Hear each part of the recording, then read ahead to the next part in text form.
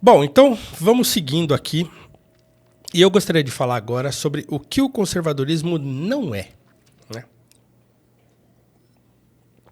Porque o que se fala por aí sobre conservadorismo é muito sobre o que ele não é, né? É uma caricatura do que é conservadorismo. Porque quando a gente ouve a palavra conservador num contexto como o contexto brasileiro, um país em que metade da população não tem saneamento básico, um país que tem um índice de violência altíssimo, né, e que os jovens negros são os mais vitimados por essa violência. Pô, então o que a gente quer conservar? Né? Como é que uma pessoa, um negro, uma pessoa periférica, uma pessoa que nasce na pobreza, nasce na privação, na dificuldade, o que essa pessoa quer preservar, né? O que ela quer conservar? Então, essa pergunta é a pergunta que se faz normalmente. Mas é porque as pessoas não pensam naquilo que eu falei no comecinho da conversa, né? Não deixa o samba morrer. Então, não deixar o samba morrer é conservadorismo. Tem coisas que precisam ser conservadas. Mas, quando as pessoas criticam o conservadorismo, elas criticam com base numa crítica que é meramente ligada às relações de poder. Então, para eles, o conservador e o liberal são as pessoas da elite que querem preservar os seus privilégios. E aí, uma pessoa que está lá embaixo, que é pobre e tal, ela não pode querer se conservar naquela situação, de privação que ela está. Então, ela tem que querer lutar e mudar, né? Só que as coisas não são excludentes, né? O conservadorismo não é um imobilismo. Não significa que você tem que ficar parado na sua condição de oprimido a vida inteira porque você é um conservador. Não é isso. Os grandes abolicionistas brasileiros e americanos também, perdão, você pega Booker T. Washington, que também está aqui no nosso mural, aqui, ó. Eu não sei se ele aparece aí na nossa... Né? Esse cara aqui é o Booker T. Washington, né? Esse aqui é o Walter Williams, que faleceu já tem uns 2 anos, mas o Booker T. Washington nasceu escravo, né? Saiu da escravidão, né? Ele nasceu escravo e quando ele fez 7 anos, a escravidão acabou. E ele saiu da escravidão para se tornar o diretor de uma das mais prestigiadas universidades negras americanas, né? O Tuskegee Institute, que hoje é a Universidade Tuskegee. Então, veja, ele saiu da escravidão. Quando você lê as memórias do Booker T. Washington, que já são publicadas em português, Memórias de um Negro, acho que tá. Memórias de um Negro Americano, numa versão mais nova, você percebe ali, ele é um homem conservador, né? Conservador no sentido de saber que as mudanças requer prudência. Então, essa é a palavra-chave para entender o conservadorismo. Então, quer dizer, não dá para a gente sair quebrando tudo, não dá para a gente sair mudando tudo. Inclusive, o Booker T. Washington ele tem uma história bem interessante, que um dia eu devo explorar melhor aqui no Noir, que é a seguinte, ele foi chamado de acomodacionista, né, por um outro negro importante americano, o W.E.B. Du Bois.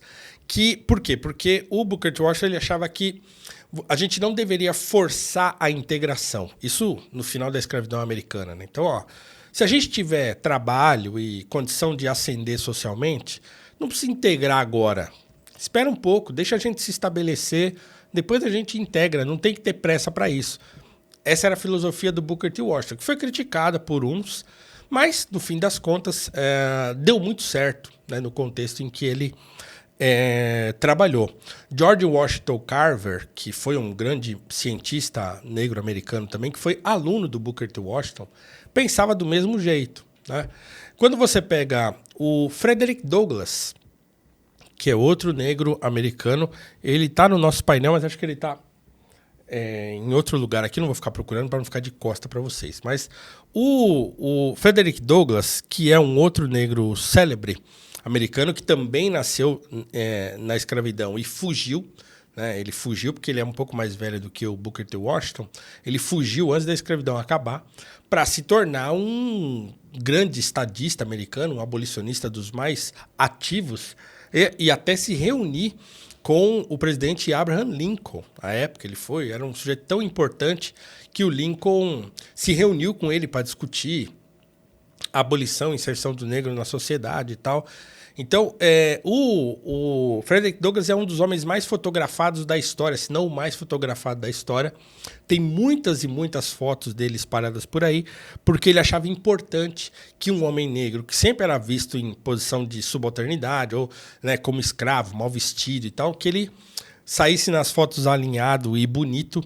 Então ele tem centenas de fotos, eu acho, dele, espalhadas por aí, é fácil de encontrar na internet. É Frederick com CK no final e Douglass com 2 S's no final. Então, falei de 2 americanos. Aqui no Brasil é a mesma coisa. Você pega o movimento abolicionista, falei disso semana passada, foi um movimento conservador. Então, assim, muitos reclamavam, achavam que não tinha que ser daquele jeito e tal. Tá, tudo bem, você pode criticar, mas foi. Né? O movimento que levou o Brasil a abolir a escravidão foi um movimento conservador no sentido de aqui não teve nem guerra. Né? Claro, os desdobramentos da abolição, assistam o episódio da segunda passada, não vou falar disso hoje aqui. Mas, pega lá, sei lá, lei do ventre livre, lei do sexagenário, as coisas foram feitas gradualmente. Né? Se uns queriam que é dizer que era só esperar depois da lei do ventre livre e deixar rolar, né? Que aí uma hora não ia ter mais escravos, outros que iam nascendo já iam nascendo em liberdade, né? E o sexagenário já era para deixar os mais velhos livres, o movimento abolicionista seguiu lutando. Né? Então, eles não desistiram. Depois da lei do ventre livre promulgada, eles não falaram, pronto, agora resolveu. Não tá pouco, não é só isso não, vamos mais, né? E continuaram lutando até que a Lei Áurea fosse assinada. E teriam feito muito mais se não fosse a grande confusão política que aconteceu no Brasil logo depois. E você pode ver detalhes no nosso No Ar da semana passada. Então, quer dizer, o conservadorismo é uma constante dentro dos movimentos de emancipação, dentro dos movimentos culturais. Né? Então, é uma constante por quê? Porque é uma coisa que está meio na natureza humana. A gente quer preservar aquilo que a gente ama. Então, é nesse contexto que o conservadorismo é uma tradição milenar. Né? Porque o progressismo é que apareceu de repente. Né? O progressismo, que é um produto da história, num determinado momento, achou-se que daquele jeito não era mais legal e que tinha que fazer de outro. E aí começa lá naquele contexto da Revolução Francesa, do parlamento dividido, né? Os que queriam a revolução ficavam à esquerda, os que queriam a preservação lá do status quo e das coisas como eram, era o pessoal que estava à direita. Então é daí que vem o papo de direita e esquerda.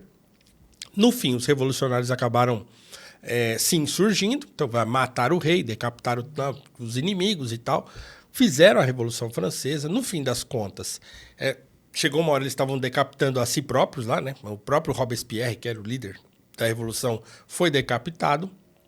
E aí o Napoleão Bonaparte apareceu, tomou o poder e virou um ditador. Né? Então, quer dizer, a Revolução acabou dando meio errado, porque além de descambar para violência gravíssima, né? Ainda acabou em ditadura. Né? E o próprio Rebouças, eu já escrevi isso várias vezes, ele fala sobre isso numa carta para o Nabuco. Ele fala, olha, quando a gente era jovem, a gente até achava legal aquele papo da Revolução Francesa e tal. Por quê? Porque eles estavam mais próximos dos eventos.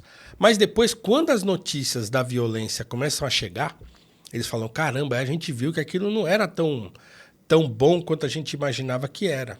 Né? Porque tinha descambado para a desordem, para a violência e para o esfacelamento de uma tradição que depois não conseguiu, ou com muita dificuldade, conseguiu se reorganizar.